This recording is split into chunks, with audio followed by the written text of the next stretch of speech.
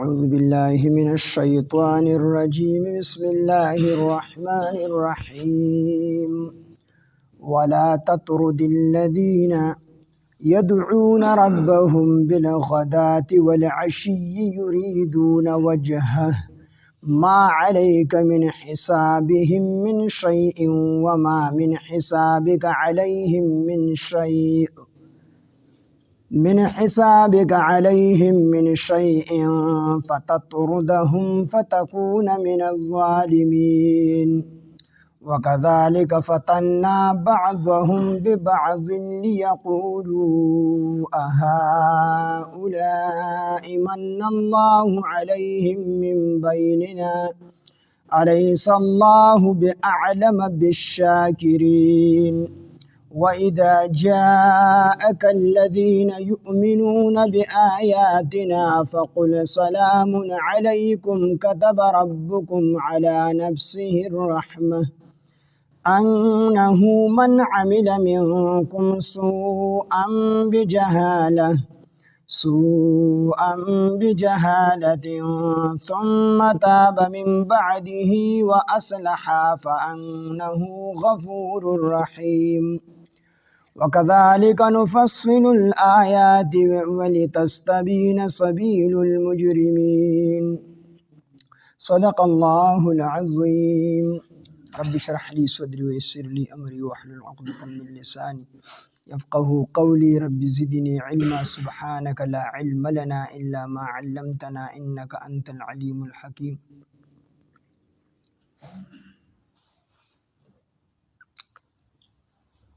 سورة الانعام سپارہ آیات نمبر 52 ولا تطرد الذين يدعون ربهم بالغداة والعشي اللہ فرمائی ولا تطرد الذين او مشڑا ها کسان یدعونا چی دوی بلی ربهم خپل رب لرا بالغداة والعشي سبا او بیگا یعنی سبا او بیگا مطلب تے مداومت تے ہمیشوال دی چی ہر ٹیم دا اللہ پاک رضا لٹی دا اللہ عبادت کی مشغول لی یریدون وجهه او دوی غواړي رضا دا اللہ ما علیک من حسابهم من شیء نشته دی پتا باندې د دوی د حساب نسسیز وما من حسابک او نشته دی ستا حساب علیهم په دوی باندې من شیء سسیز فتطردهم چې تدوی او شړې فتكون من الظالمین نو تبشی د ظالمانو اصل کې مشرکین مکہ چې کم مشران وغیرہ او رسول الله صلی الله علیه وسلم ته عرض وکړو چې د الله پیغمبره ستا په خوا کې چې کم غریبانان صحابه کرام دي یعنی بلال رضی الله عنه صہیب رومی رضی الله عنه دغه رنګ نور صحابه کرام چې کم غریبانان نو موږ استاد خوانه د دیو جن نه راځو چې ستا مخه ته ستا خوا ته هغه خلک ناسي هغه زمون په غلامۍ کې مخکې زمون غلامانو نو موږ ته ستا په مجلس کې چې دی ناست یو موږ راځو موږ ته ځان بدخکاری لہذا د سیوګه چې دا غریبانان صحابه کرام دی د خپل ځان نه او شړنه موږ بستا مجلس تراشو نبی علیہ الصلوۃ والسلام ته فرمایل وما انا بتوارد المؤمنین زه مؤمنان لره شړون کې نه ما نو بیا ورته وی د غیر اساو دا کم مشران چې د مشرکین دی ورته وی خیر دی ارټه می مشړه خو چې کله موږ تاسو مجلس ترازو نو په دغه ټیم کې دا غریبانان صحابه کرام د ځان نه پاسوا چې موږ د ځان بدخکاری نو حضرت عمر رضی الله عنه خبر وکړه چې په دې کې د الله پیغمبر سره حرج دي مسلمانان صحابه کرام دي خو اسی زمونږ ملګری دي خو چې دې کله راځي نو د غریبانان صحابه کرام دي چې کوم یادي دي پاسوا هغه زمونږ اسی ملګری دي نو دي چې کله پاس یې دي راشي نو کې دي چې د الله ایمان نصیب کی نو الله پاک جل شانه دا آیاتونه راولېږل چې د الله پیغمبر د صحابه کرام چې دي د ځان نه مشړه دا خلک ایمان والا نه دي دی مشړه دا خو چې کوم دي ډېر غټي قرباني ورکړل دي دا سره چې کله دا آیات نازل شو حضرت عمر رضی الله عنه فرمایل زما رائے خطا ما خطای کړو په خپل رائے نو څنګه غوشړي صحابه کرامو چې کوم غریبانو قرباني څومره غټي قرباني ورکړي او دیو د ایمان په نیت باندې نه راتلل خو راتلل مجلس ته په دې مجلس کې دي کې دومره تکبر چې خپل ځان ورته په دغې غریبانانو باندې بد ښکارېدو نو نبي علیه السلام د دې ځان نه وشړ حالانکې قربانۍ خو دغې خلکو ورکړي دي څومره چې صحابه کرامو قربانۍ ورکړي دوره ول الله جل شانه درجې اوچتې کړي بلال حبشي رضی الله عنه چې دی دا پلار په نیکه باندې غلام دی د رنګ چې کوم دی تک تور دی مال ورسره نشته جایداد یې نشته دی خو راغلی دی د رسول الله صلی الله علیه وسلم لمنې کلکه نیول څومره تکلیفونه صحابو دي د صحابو ته رسېدلي بلال رضی الله عنه په سخته ګرمۍ کې هغه واقعه په ذیل اعمال کې شته دی چې په سخته ګرمۍ کې به دی په تودو شګو باندې واچو په سینه به ورته ګټ کېښودو او ورته وي یا په دې حالت کې مړ شه او یا چې کوم دی د اسلام نه وړه هغه په هغه حالت کې چې د هغې غلام و د هغې غلبه وه د پاسه نه او په زخمي حالت کې به بیا چې کوم دی په تودو شګو باندې واچو بیا به راښکلی شو او دو په هغه حالت کې وي احد احد احد عبادت لیک صرف یو دی صرف یو دی صرف د شپې به په زنځیرونو کې وتړو د کیکرو ازغي به پسې وکتل ازغو والا لختې په هغې باندې به ووهو څه چې کولو که نه د حضرت بلال رضی الله عنه سره یې کړي دي او دغه رنګه د نورو صحابه کرامو سره خو دوی په هغه سختو کې چې کوم دی نه الله پرېښی دی نه ایمان پرېښی دی او نه رسول الله صلی الله علیه وسلم پرېښی په خپل ایمان باندې کلک ولاړو په سختو کې نو الله ورله دومره لویه درجه ورکړله چې کله رسول الله صلی الله علیه وسلم معراج ته تلو نو اسمانونو کې روان دی او مخکې د خپو د چاکشار ځي نو نبی علیه السلام د جبریل امین نه تپوس وکړو جبریل زمان سره د خپو دا کشار د چا روان دی څوک دی خپې چې کشي وي دا حضرت بلال رضی الله تاسو سره دومره محبت دی دومره قربانۍ او دومره سخت د دین دپاره تېرې کړي دي چې په ځمکه باندې ګرځي الله د خپو دا کشار په عرش باندې تا ته رارسي یو ورځ چې کوم دی وي نبی علیه السلام روټۍ خوړله پېشمنې یې کړه نو هغه وخت خو ګړی نه وي خو خلکو به سبا ته کته نو نبی علیه السلام ډوډۍ خوري حضرت بلال رضی الله عنه د الله پیغمبره سبا ختلی دی ډوډۍ پرېږده پېشمنې بس نبی علیه السلام بیا ډوډۍ خپله جاري ساتله پېشمنې یې کو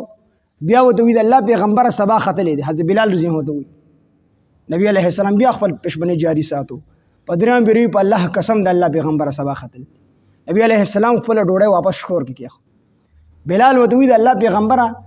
یو پیره مې درته ووي سبا ختلی دی تاسو خپله ډوډۍ جاري ساتله په دویمه پیره مې درته ووي تاسو بیا خپله ډوډۍ جاري ساتله په درېیمه پیره چې کله ما قسم وخوړ نو تاسو خپله ډوډۍ واپس شکور کې کېښوده نبي علیه السلام ورته وفرمیل بلاله دا تا چې کوم رڼا لیده ده زما د مخ مبارک رڼا وه دا د سبا د خطو رڼا نه وه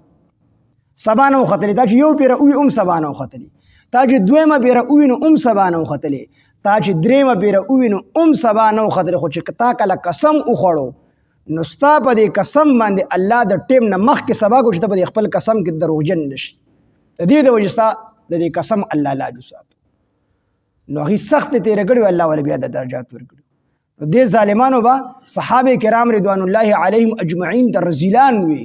دا رزیلان د ځان نه وشړه نو موږ به ستا مجلس ته راشو الله ورته وفرمیل دې ته زما هېڅ اجت نشته دی کوم غریبانان چې د زړه نه مسلمانان دي او په تا باندې کلک ایمان راوړی دی په سخته کې سره ولاړ دي الله ډېر قدردان ذات دی چې هغه سختو کې سره صحابه کرام ولاړو چې ته تنها وي اوس چې کوم دی د اسلام غلبه شو مشران څه وایي چې مونږ ایمان راوړو او بیا د ایمان دپاره شرط دا ګرځي چې دا غریبانان وشړه کوم چې سختې تېرې کړي دي کوم چې در په ړومبي وخت کې ملګري شي چېرته به داسې نه کوي دوی به صحابو ته رزیلان وي دا رزیلان د ځان نه وشړه څنګه چې نوح علیه السلام د خپل خلک راغی ورته وی دا رزیلان د ځان نه وشړه دقه شان د نبي علیه السلام ته وي دا رزیلان وی رزیل چاته ویلی شي رزیل هغه چاته ویلی شي چې کم سړی دین خرڅ کړي دنیا پې واخلي دین خرڅ کړي پرېږدي او دنیا واخلي د رزیل ویلی شي خپله دنیا پې جوړه کړي او ارزل غټ رزیل چاته ویلی شي ارزل ورته په عربۍ کې وي د هغې کس ته ویلی شي چې دین خرڅ کړي او پردی دنیا پې جوړه کړي مطلب دا چې په خپله د دین کار پرېږدي او د خلکو دپاره په دنیا کې ولګي وي دا د ټولو نه غټ رزیل دی رزیلان خو دوی په خپله و چې دین یې خرڅ کړی و او د دنیا دپاره او د خپلو بال بچ دپاره په دنیا کې لګېدلي نو فرمایي الله نو چې کله دا آیات راغی نو حضرت عمر رضی الله عنه ما په خپل اجتهاد کې خطا شوی ما په خپله رایه کې خطا شوی خطا مې کړې ده ولا تطرد تم مشړه الذين هاگسان يدعون چې دوی بلی ربهم خپل رب لرا بالغدات والعشي بالغدات سبا والعشي او بیگا د سبا بیګانه مراد دا دی چې هر ټیم الله پاک یادوي او د الله منی او د الله اطاعت کوي. سبا بیګانه مطلب دا دی چې دی مداومت کوي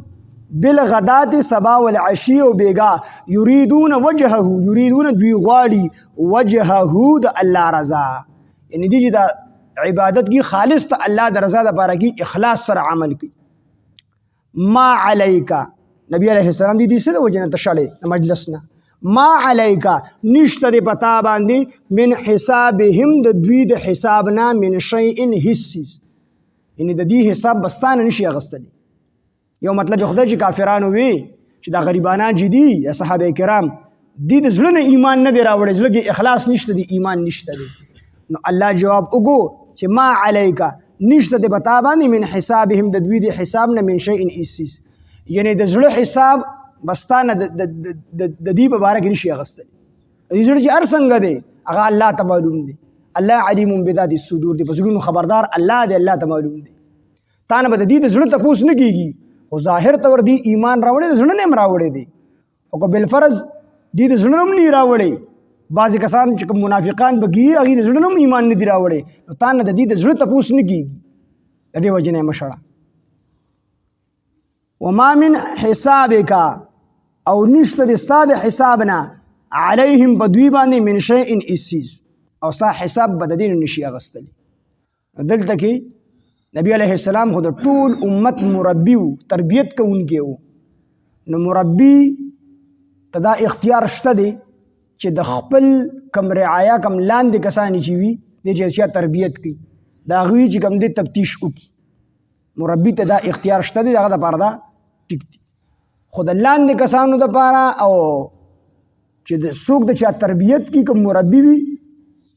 نو چې څوک تربیت کوونکي د چا تربیت کېږي نو هغې دپاره دا جایز نه ده، د امکان نشته چې دوی د خپل مربي تفتیش وکړي چې دا څنګه دی.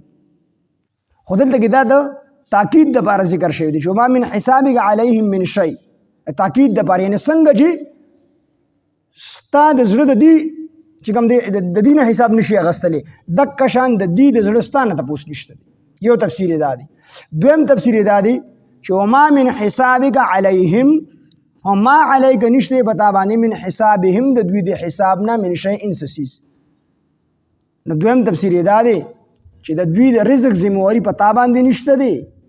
او ستا د رزق ذمہواری په دې باندې نشته دی، په دې خپل خوري او سکي الله ولا ورکوي، ستا مجلس کې ناسي دی وجنه ته دې شړم.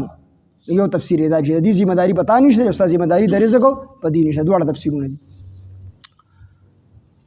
وما من حسابک او نشته د ستا حساب علیهم په دوی باندې من شیء، او نشته د ستا د حساب نه علیهم په دوی باندې من شیء سسیز.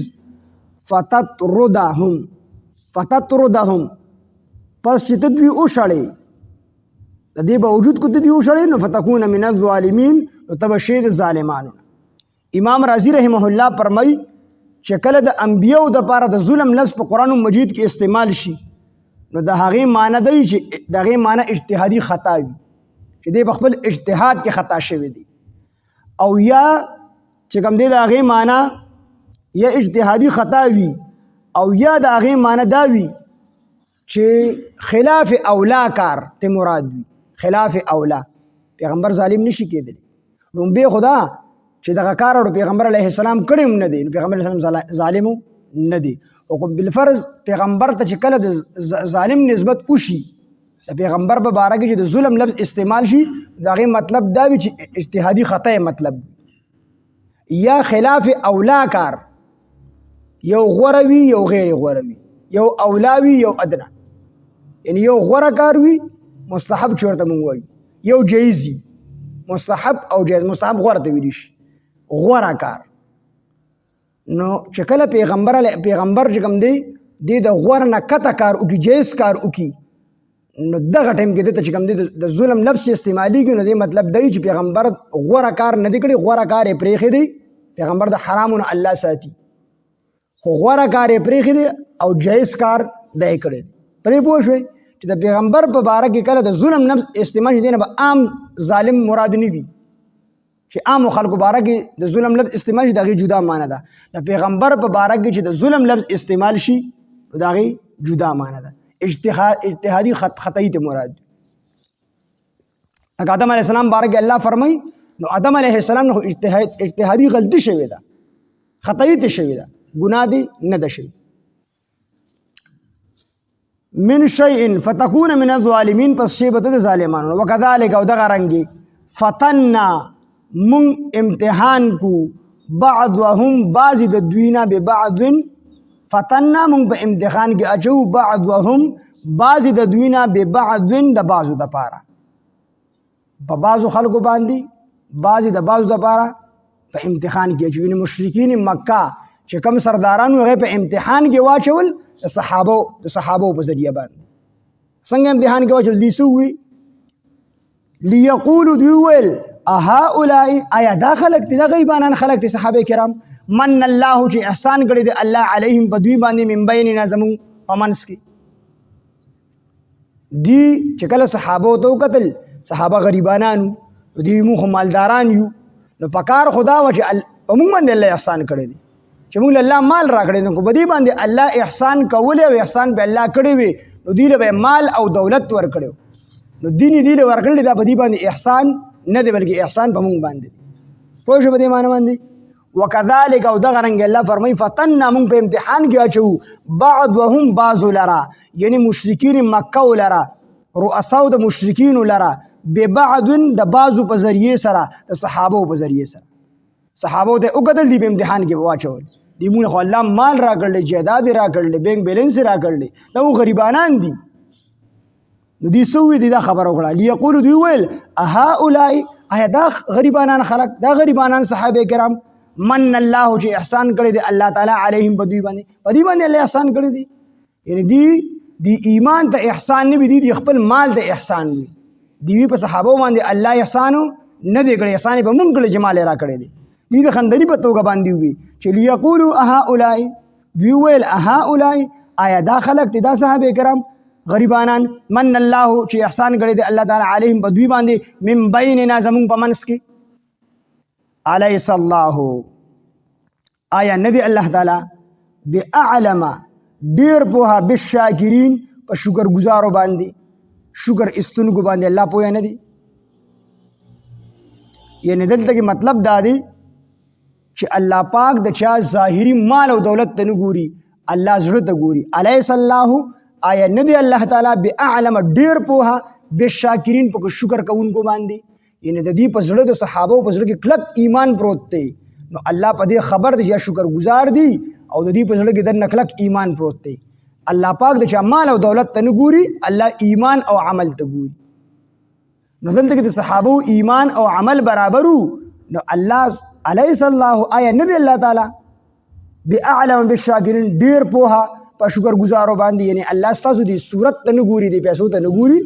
مسلمانانو د مال او مسلمانانو ایمان اعمال ته ګوري دا غي د وجنه بدی باندې احسان کړی دی و اذا جاءك الذين او هر کله چې راشي تا دا الذين هاغسان يؤمنون چې ایمان راوړي دي بیا آیاتنا زمون پیاتونو باندې فقلنا تو فرمای سلام علیکم سلام دی پتا سو باندې كتب ربكم لیکل دی رب تاسو على نفسه پخپل ذمہ باندې الرحمت رحمت الله پخپل ذمہ تاسو مبارک رحمت لیکل دی چې کله د مؤمنان تاسو خواله راشي مسلمانان غریبانان دی خپشوي وي به خبره باندې